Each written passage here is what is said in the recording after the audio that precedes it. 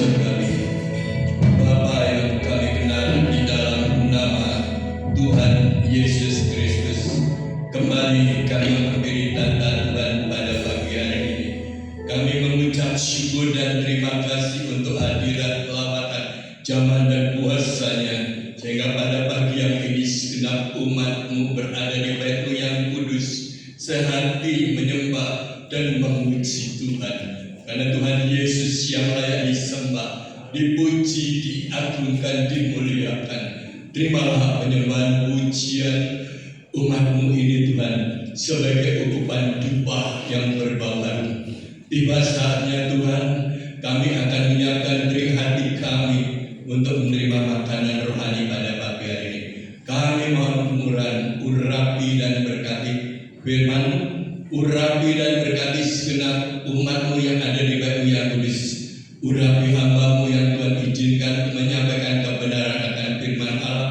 Urapi dari ujung rambut sampai telapak kaki, hati, pikiran, mulut hamba. Urapi dengan urapan Roh Kudus. Sembunyikan hamba di belakang salib kemuliaan. Terima kasih, kami tetap memimpin Tuhan ibadah pertengahan hingga akhirnya. Segala puja dan puji syukur, hormat, kemuliaan, kebesarannya kami persembahkan bagi Bapa Allah yang bertata di dalam kerajaan surga. Kami beritakan firman Allah di dalam nama Bapa, Putra dan Roh Kudus, Tuhan Yesus Kristus, Juru Selamat kami percaya. Katakan amin. Silakan duduk.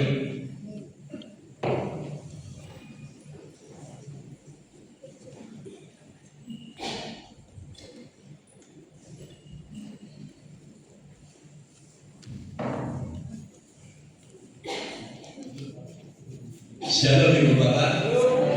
Selamat pagi, salam sejahtera bagi kita semuanya. Apa kabar?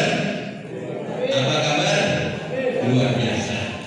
Kita mengucap syukur kalau pada pagi yang indah Tuhan masih izinkan diberikan panjang umur, sehat, menghirup udara segar, sehingga kesempatan yang baik ini kita datang beribadah kepada Tuhan. Karena Tuhan itu adalah segala-galanya. Amin.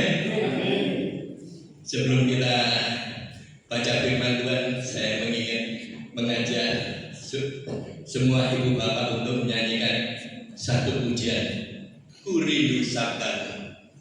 Kita merindukan sabda Tuhan, karena firman Tuhan adalah makan rohani pada pagi hari ini. Ini satu kerinduan kami. Kita naikkan satu pujian ini.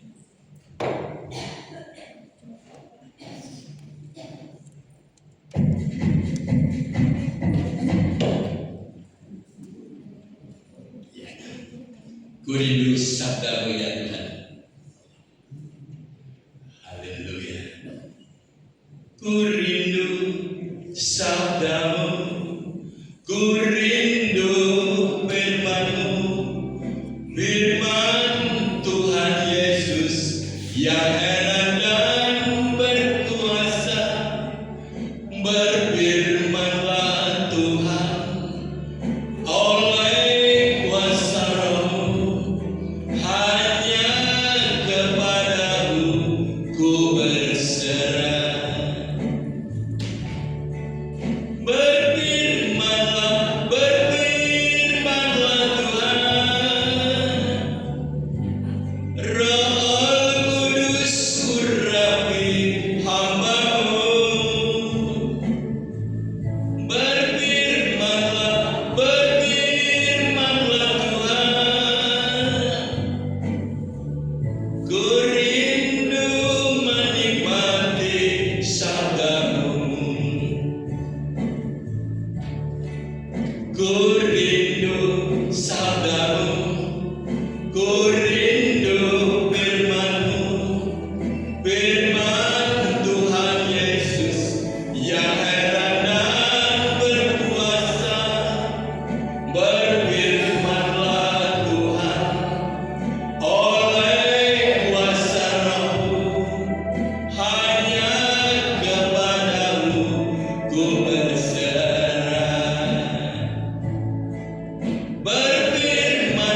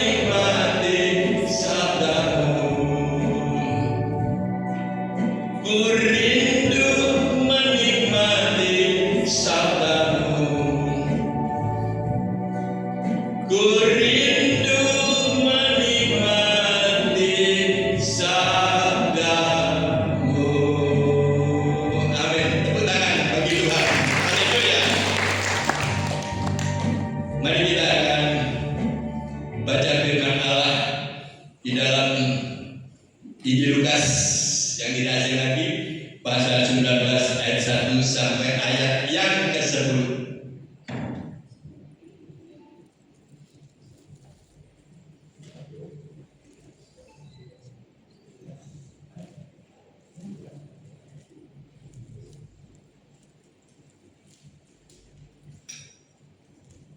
Injil Lukas pasal 19 ayat 1 sampai yang ke-10. Judul firman Allah pada pagi hari ini, korban persembahan pada zaman modern.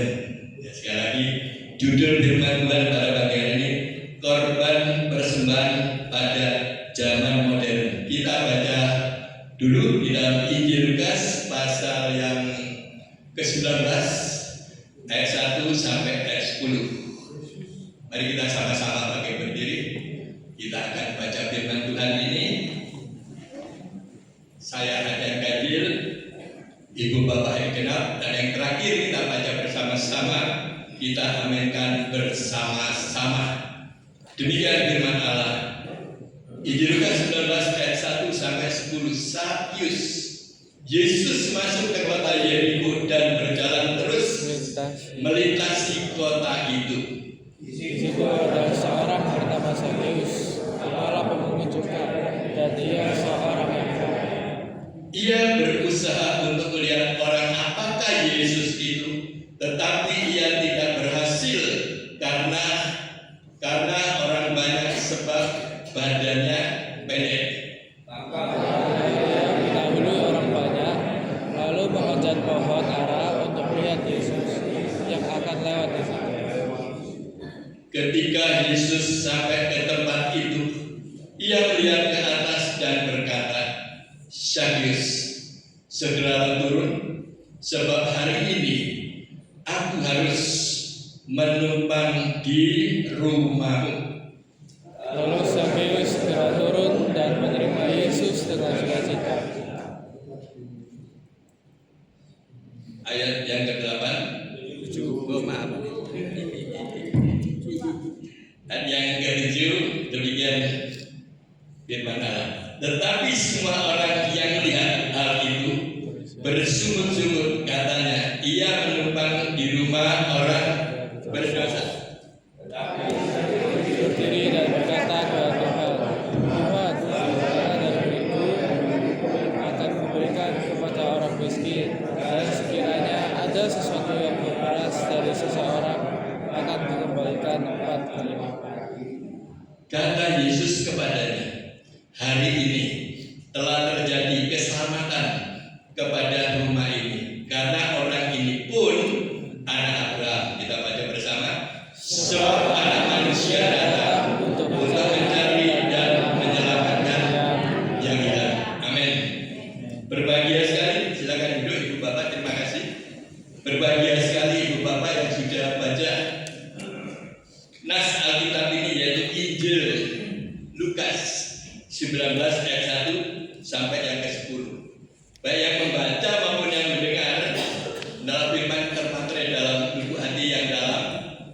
Dalam firman ini kita renungkan dan kita lakukan. Ya, itu orang yang berbahagia. Sekali lagi saya beri judul korban persembahan pada zaman modern.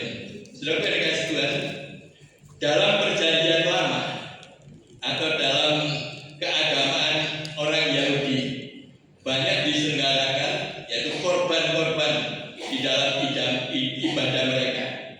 Dalam memberikan korban, mereka membawa binatang untuk disembelih atau dibakar. Itu di dalam perjanjian lama, saudara ya. Orang pada waktu itu kalau dia mau sembahyang, dia harus membawa korban sembelihan binatang, bawa sapi atau bawa kerbau, domba atau bawa kambing. Yang tidak mampu membawa burung terkukur. Untuk apa? Untuk disembelih dan dibakar dan menjadi persembahan bagi Tuhan. Saudaraku yang dikasihi oleh Tuhan, itu pada waktu di zaman perjanjian lama. Tapi di dalam perjanjian baru, pada zaman sekarang ini korban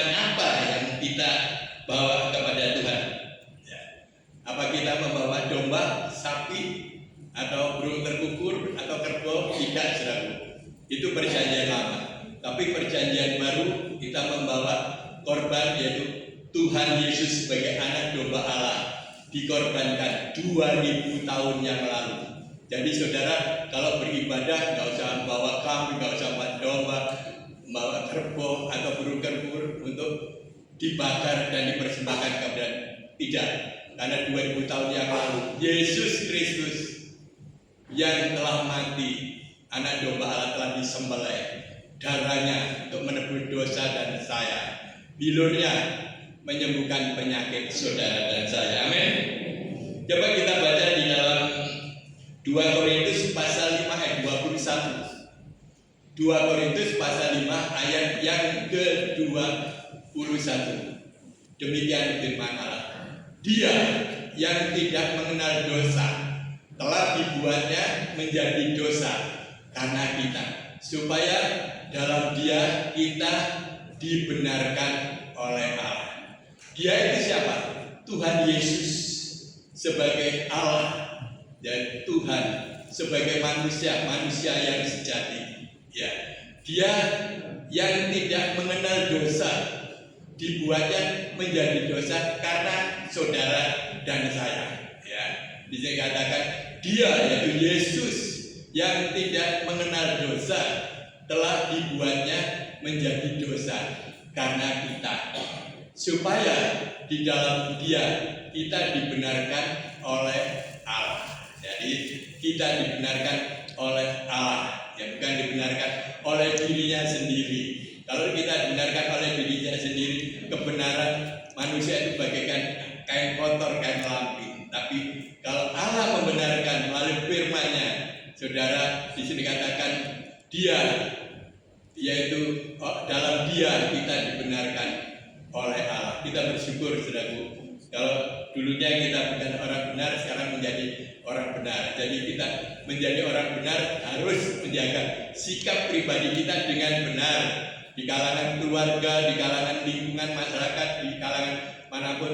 Tunjukkanlah hidup kita dengan benar. Selanjutnya kita baca lagi, saudaraku, di dalam surat Ibrani 9 ayat 28. Surat Ibrani pasal yang ke-9 ayat yang ke-28. Demikian firman Allah bunyinya. Demikian pula Kristus hanya satu kali saja mengorbankan dirinya untuk menanggung dosa banyak orang.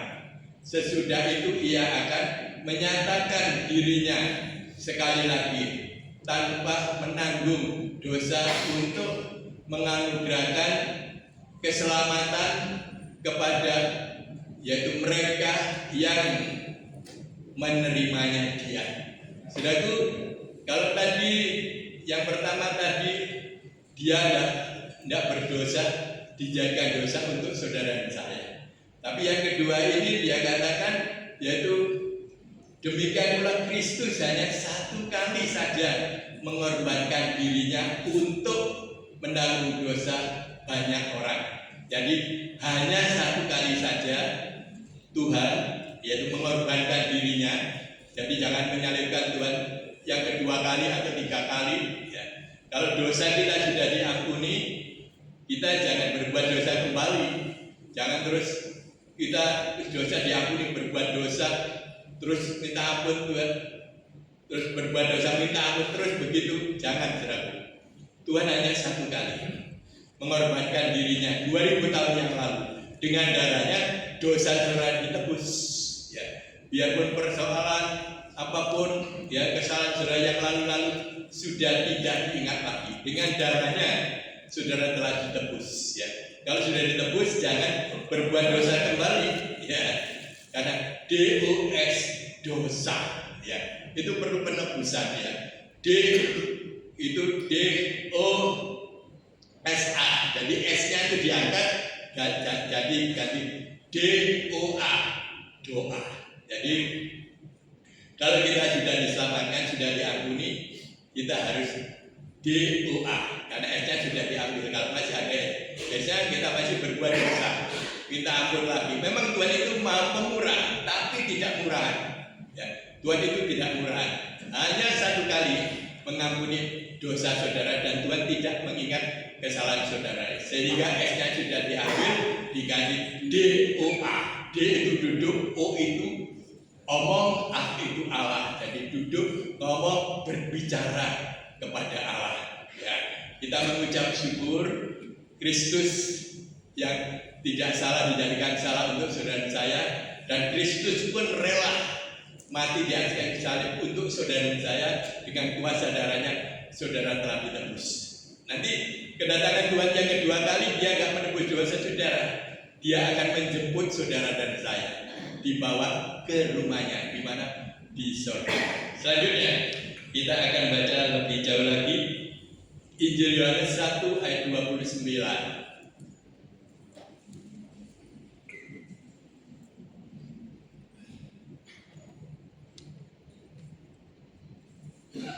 Injil Yohanes pasal 1 ayat 29. Kita baca bersama-sama biar nggak ngantuk.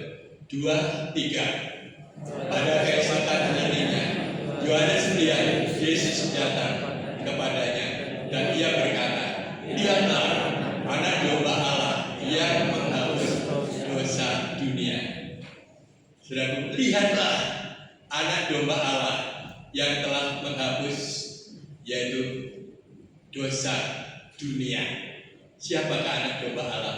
Yesus Kristus yang disembelih, disalib dengan darahnya untuk menghapus, yaitu dosa dunia. Bagi orang yang tidak percaya, tapi bagi orang yang percaya dosanya dihapus. Tapi orang yang tidak percaya akan dihukum.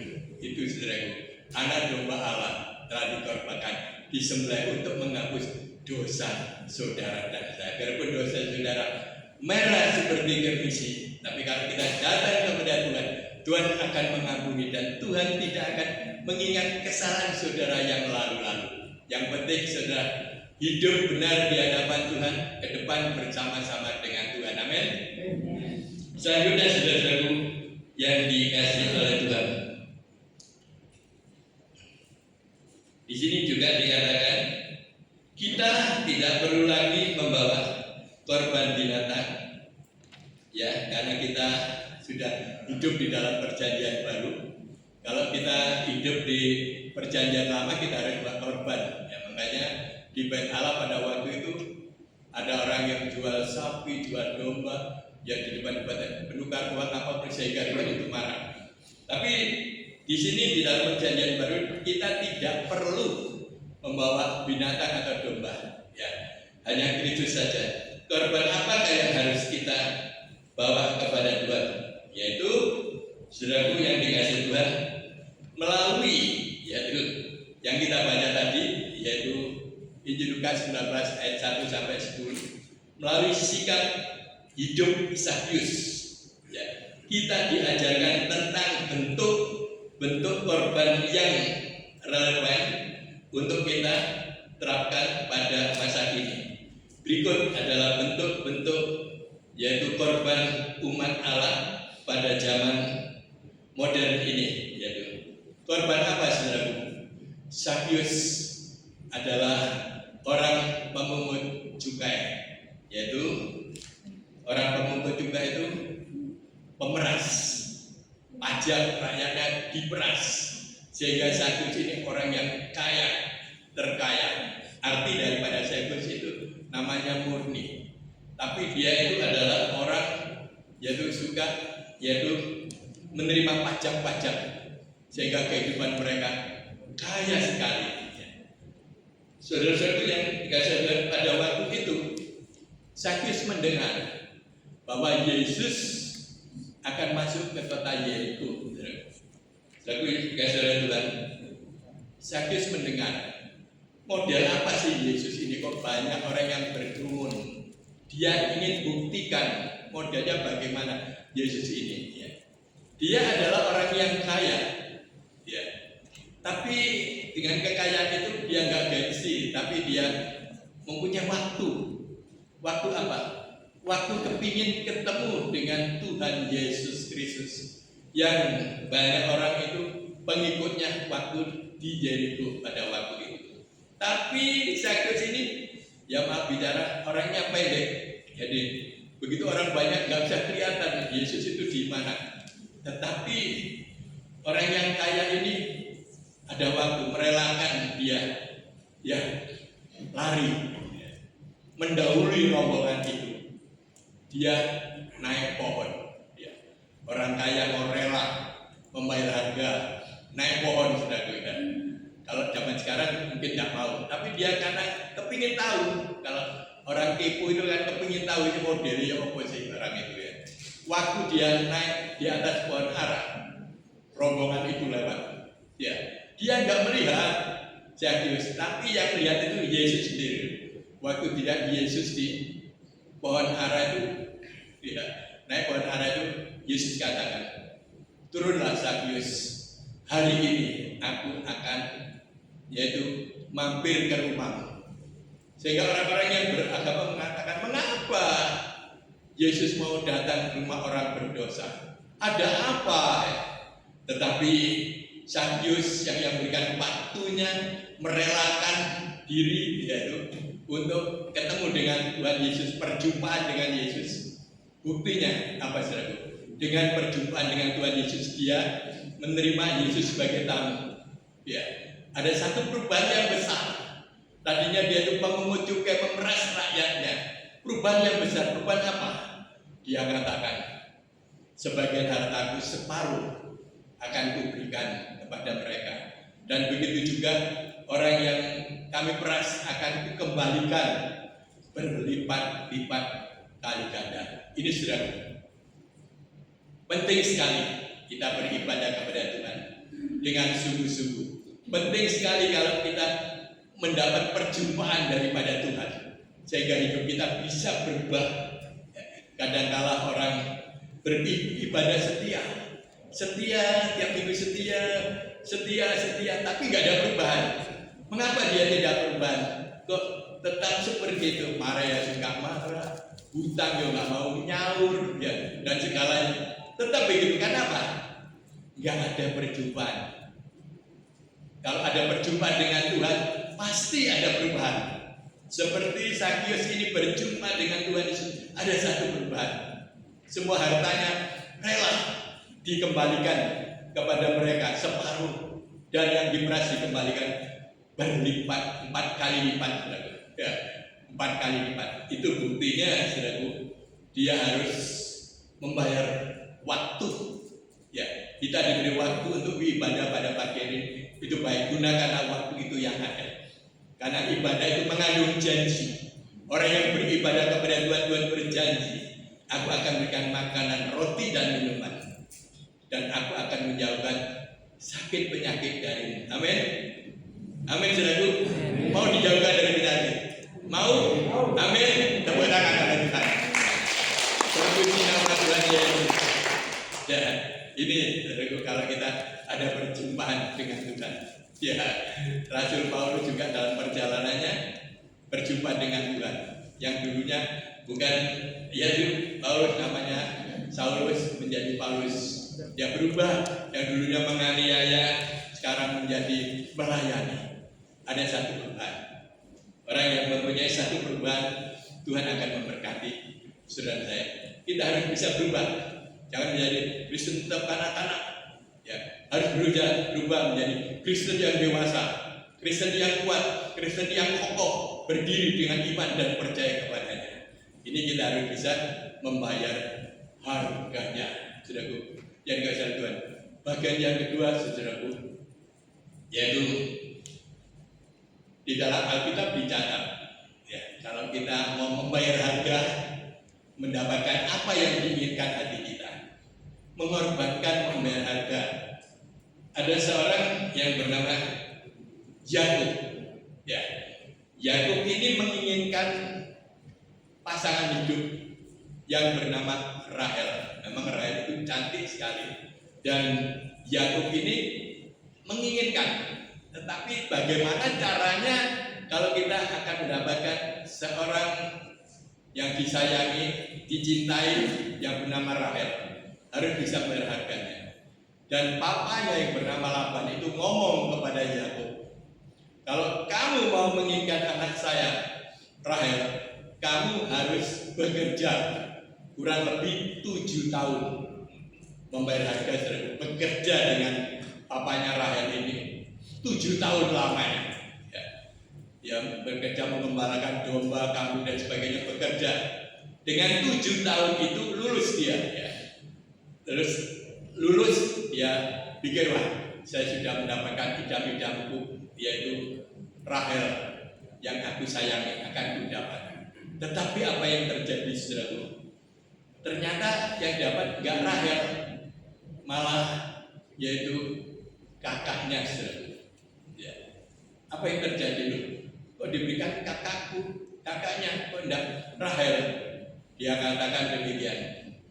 Menurut adat kita, tidak bisa kalau mengawinkan anaknya itu adiknya dulu, harus kakaknya. Lea diberikan kepada dia. Dan kalau kamu mau kepada adiknya, kamu harus berharga, bekerja lagi 7 tahun lagi. Akhirnya karena dia cinta, saudaraku, ya wis dijalani, dibayar harganya selama 7 tahun. Akhirnya apa yang terjadi? Setelah 7 tahun lulus, dia mendapatkan Rahel untuk dinikahinya. Puji Tuhan. Ini, saudaraku, kita harus bisa membayar harganya. Ya. Jadi makanya hidup itu proses. Kalau belum endingnya, sudah tetap berdoa kepada Tuhan. Kalau doanya belum dijawab, terus berdoa sampai kapan? Ya, berdoa terus, karena doa itu adalah napas bagi kita. Kalau kita nggak bernapas, mati. Tapi kalau kita berdoa sampai Tuhan menjawab doa kita. Bukan Tuhan tidak mendengar. Tuhan mendengar setiap seruan doa didengar. Tapi masalah jawabannya itu nanti. Waktu kita bukan waktunya Tuhan. Tuhan akan memberikan yang terbaik. Ya, saudaraku yang kasih Tuhan. Saudaraku yang dikasih oleh Tuhan. Sedikit saya kutip kesaksian yaitu temannya Pak Anasono. Ya, hamba Tuhan ini yang bernama David Erson, itu satu kuliah dengan Pak Arsono di mana di Petani. Sekarang sekolahnya sudah ditutup di Petani. Pada waktu itu, saudaraku, pendeta David Erson ini dia masih kuliah, tapi dia mendapatkan tugas untuk pelayanan. Ya, dia itu kos di mana itu, di Manyar sana, dia kos. Dia mendapatkan pelayanan di dekat CMP sana. Pada waktu itu pagi-pagi benar, dia sudah mandi, pakai setir, bawa gitar di pundaknya dan bawa Alkitab. Dia berangkat pelayanan. Dia tidak punya mobil, dia tidak punya motor, tapi karena dia pelayanan diundang, dia hadir. Di dompetnya hanya ada uang 5.000 rupiah. Lalu si Dada David ini naik angkot, sampailah ya dari Manyar ke JMP, berangkat 3.000 rupiah, tinggal 2.000 rupiah di dompetnya.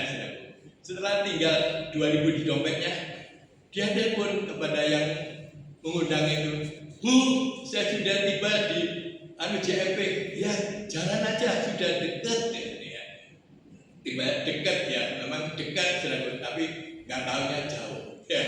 Seperti kita berjalan, waktu saya juga pernah melayani di desa, itu kalau dekat, iya tidak, wis ketok itu iya, langit itu ya ketok bintang ketok, tapi jalan aja jauh.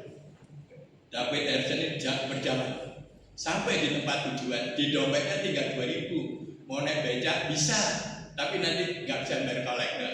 Sampailah di tempat persekutuan itu, disambut dengan ibu-ibu dengan baik.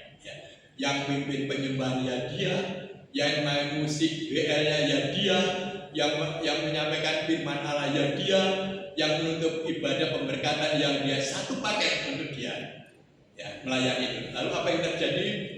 David Erson ini setelah ibadah diajak makan bersama, wis makan bersama semuanya. Setelah itu jemaat pamitan pulang, dan setelah itu David Erson juga mau pulang. Biasanya kalau pulang kan dapat PK, ya PK itu persembahan kasih, ya. Itu disalami nggak dapat PK, dari yang punya rumah nggak dikasih PK.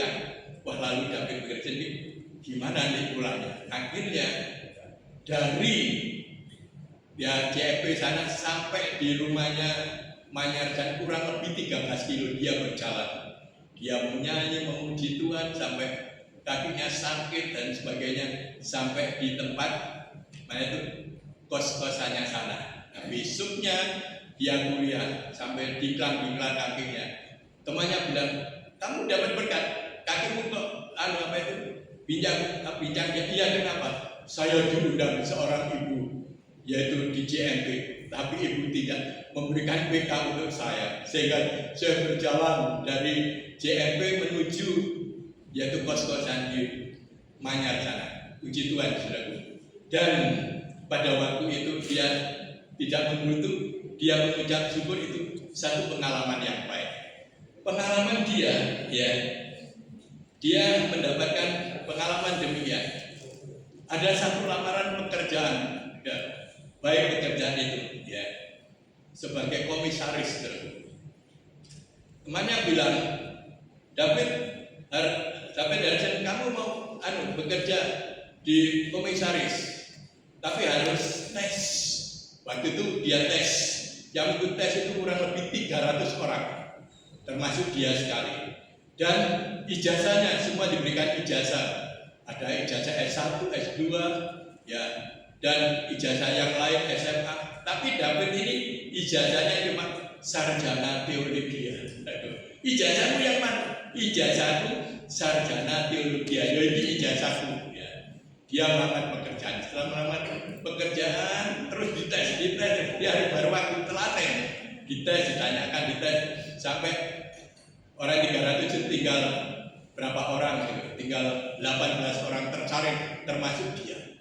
Akhirnya 18 itu disaring lagi. Akhirnya dia dapat mendapatkan, yaitu diterima.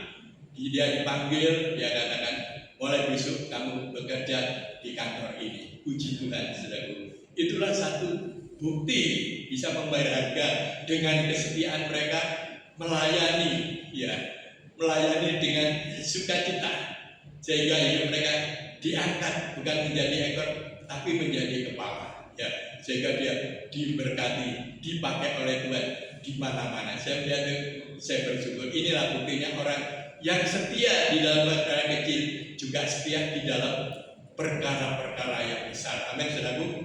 Setialah, ya, setia untuk melayani dan mengasihi kepada Tuhan.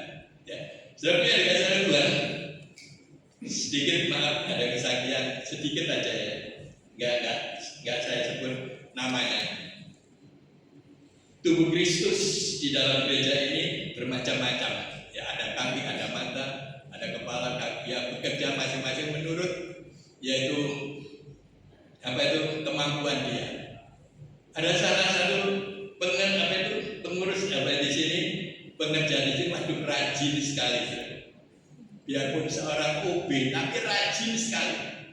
Ya, dia tepat pada waktu. Kalau saya kan sering tidur di sini, tepat pada waktu. Kalau dia waktunya tugas, dia terus dijalani, ya, baik pagi, baik siang, baik waktunya apapun, buat semua bersih karena dia, saudaraku. Apa yang terjadi, saudaraku? Hidup mereka dapat ujian. Ya, suaminya bilang gini, kalau kamu ikut aku, nanti kamu tak beli rumah, katanya gitu suaminya. Tapi si teman saya ini mempertahankan, aku tetap ikut Kristus. Memang suaminya agama lain, tapi dia tetap toleransi dan mendapatkan kedua. Lalu apa yang terjadi? Aku tetap berpegang pada kalau aku nanti tak beli rumah, katanya suami gitu. Tapi dia nggak mau, dia tetap berpegang kepada Tuhan. Hati mereka kuat. Saya sampai angkat topi. Waduh, diuji bagaimanapun rumah tangganya, dia tetap kuat memandang kebesaran daripada Tuhan, sehingga anak-anaknya bisa sekolah, anak-anaknya bisa bekerja. Itu karena kemurahan Tuhan. Bukan itu saja. Ya, teman sekerja ini, dia rajin juga usaha, ya, jualan apapun dia dikerjakan, bikin kue apapun dikerjakan. Yang dulunya rumahnya kontrak, tapi puji Tuhan, Tuhan itu memberkati karena kesetiaan mereka, yaitu jerih mereka dihitung oleh Tuhan, sehingga dia sekarang nggak kontrak, dia mempunyai rumah sendiri. Dan pada waktu itu, waktu peresmian rumahnya itu, saya diundang untuk berdoa di sana. Ya. Saya sangat bersyukur. Inilah tanda bukti kalau kita setia, bisa membayar harga, mengorbankan. Ya. Jangan melihat ke sana kemari, lihatlah kepada Tuhan. Karena kita hidup di dunia ini ya hanya sementara waktu. Jangan mendengarkan suara-suara yang sumbang, suara tetangga kanan kiri jangan didengarkan. Memang tetangga itu ngomongnya begitu, mangan di gunem, nggak mangan pun di gunem, nggak nyambut gawe di gunem, diberkati Tuhan di gunem, saudara. Itu tetangga. Kalau dia tidak ngomong nggak gunem, kalau mereka sudah mati. Ya, saya bersyukur ya, saudara kita, waduh, yang rajin ini diberkati Tuhan. Sehingga tetangga kanan kiri itu iri, dia ngomong, wah gitu kono gereja, padahal tidak. Dia mengumumkan demi sedikit uangnya dan mendapat uang bisa beli rumah. Secara manusia nggak mungkin, tapi bagi Allah itu semuanya mungkin. Amin. Yang penting jangan membatasi kuasa Tuhan. Ya, jangan sekali membatasi kuasa Tuhan. Rajinlah bekerja dengan baik. Rajinlah. Kalau kita rajin mempersembahkan yang terbaik, kami percaya Tuhan akan memberkati saudara dan saya. Saudaraku yang dikasihi oleh Tuhan, begitu juga saudaraku, selanjutnya kita akan melihat lebih jauh lagi ya. Waktu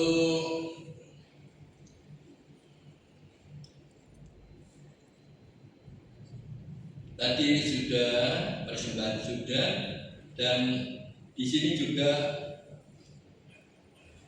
mempersembahkan dirinya. Siapakah yang mempersembahkan dirinya itu? Yaitu pertama, Maria mengandung oleh Roh Kudus dan hampir diceraikan oleh Yusuf. Akhirnya Yusuf mendengar suara malaikat, jangan diceraikan. Maria hamil itu dari Roh Kudus. Ya. Terus yang kedua juga, dia tetap setia kepada Tuhan. Akhirnya apa yang terjadi? Benar nggak sampai diceraikan dan dia bisa melahirkan seorang anak yang bernama Yesus yang menyelamatkan isi dunia ini. Begitu juga Yusuf dari Arimatea. Dia mau datang ke Yerusalem untuk menghadiri perayaan Paskah pada waktu itu. Tetapi pada waktu itu dia disuruh pikul salib daripada Yesus. Saudaraku yang ketiga, Tuhan Yesus juga mengorbankan dirinya. Ya. Mengorbankan apa? Dirinya, bukan hartanya, bukan uangnya. Mengorbankan dirinya yaitu nyawanya. Dia mati dari salib untuk saudara saya. Dia diolok, dilonjak, di apapun diam. Sampai ditusuk lambungnya dia diam. Dia mati untuk menanggung saudara saya. Dia yang tidak salah dijadikan salah untuk saudara saya. Dan dengan darahnya semua yang percaya telah ditebus dan diselamatkan. Itu Yesus saudara, memberikan persembahan itu. Bukan uangnya, tapi nyawanya. Kalau Zakius uangnya, tapi Yesus nyawanya. Ya. Kalau Yakub mempersembahkan tenaganya untuk mendapatkan Rahel, dan Yesus mempersembahkan nyawanya. Saya tutup dengan kesaksian. Ada salah satu keluarga. Keluarga ini pertamanya harmonis. Dia mempunyai 2 anak laki dan perempuan. Dan keluarga ini, yaitu suaminya ini, istilahnya, seringkali meninggalkan istrinya. Bukan ditinggal begitu, tidak, saudara. Meninggalkan itu dia mencari kesenangan dunia. Pulangnya larut malam. Dia pulang larut malam. Tapi seorang istri ini karena dia ada belas kasihan dengan suaminya, selalu dibukakan pintu waktu dia pulang, disambut dengan baik. Enggak disambut dengan marah, tidak, disambut dengan baik. Itu bukan sekali dua kali, bukan tiap minggu enggak, bukan bulan per bulan enggak, bertahun-tahun seperti itu. Mengapa dia kuat seorang ibu ini? Karena ada Roh Kudus dalam hatinya. Dia diberikan kuat untuk menghadapi suaminya yang seringkali pulang malam, yaitu mabuk dan sebagainya, keneklek dan sebagainya. Tapi seorang ibu ini tetap setia melayani sampai kapan? Sampai kapan dia ada? Sampai kapan endingnya? Terus dibayar harganya. Akhirnya apa yang terjadi, saudara? Pada satu saat suaminya kena sakit, saudara. Sakitnya panasnya sangat tinggi sekali. Dibawa ke dokter kemanapun nggak bisa turun panasnya ini. Malah menjadi buta matanya. Akhirnya apa yang terjadi, saudara? Suaminya buta, ditinggal istrinya sama kedua anaknya. Tapi istrinya ini tetap berdoa kepada Tuhan. Tuhan, tolonglah suamiku. Ini papa daripada anak-anak. Berikan kesembuhan, berikan mujizat. Itu sudah berdoa sekali dua kali, bukan Tuhan tidak menjawab, mendengar. Tapi tetap sih buta ya. Lalu apa yang terjadi? Seorang istri yang baik hati mengambil keputusan, sudah begini aja dong. Kalau tidak bisa sembuh, saya rela berkorban. Berkorban apa? Mata saya berikan kepada suami. Lalu apa yang terjadi? Benar, saudara. Akhirnya sang suami ini dioperasi matanya. Tidak satu, saudara, dua-duanya dikasihkan kepada yaitu istrinya, mata istrinya dikasihkan kepada suaminya supaya suaminya bisa melihat. Benar, saudara. Setelah dipindahkan matanya itu, tak lama kemudian sang suami ini bisa melihat dan sembuh. Dan istrinya tidak bisa melihat. Ya, akhirnya apa yang terjadi waktu dia pulang dari rumah sakit? Waktu itu dia pulang dijemput dengan anak-anaknya dan dia bertanya, di mana mama? Mama ada di kamar, Pak, sedang berdoa kepada Tuhan. Lalu apa yang terjadi? Sang suami ini masuk ke kamar dan merangkul istrinya. Dia berterima kasih dan dilihat istrinya sudah tak bisa melihat lagi. Mengorbankan untuk suaminya, rela. Begitu juga, saudaraku, Tuhan itu rela untuk saudara dan saya. Bukan mengorbankan matanya, tapi nyawanya untuk saudara dan saya. Apa balasan saudara pada pagi ini kepada Tuhan? Tuhan tidak menuntut harta saudara. Tuhan yang menuntut kesetiaan saudara, kesungguhan saudara. Persembahkanlah tubuhmu dengan persembahan yang kudus dan hidup yang tidak bercacat. Itulah yang berkenan di hadapan Tuhan. Itu balasan kita kepada Tuhan. Tuhan tidak menuntut apa-apa, cuma nuntut itu saja. Amin, saudaraku. Kita naikkan satu pujian bagi Tuhan.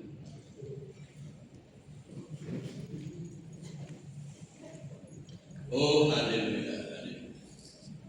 Beriku hati untuk menyembahmu, beriku hati untuk mengasihimu, beriku hati memujimu dan mengasihi Engkau seperti wanita yang datang meraih.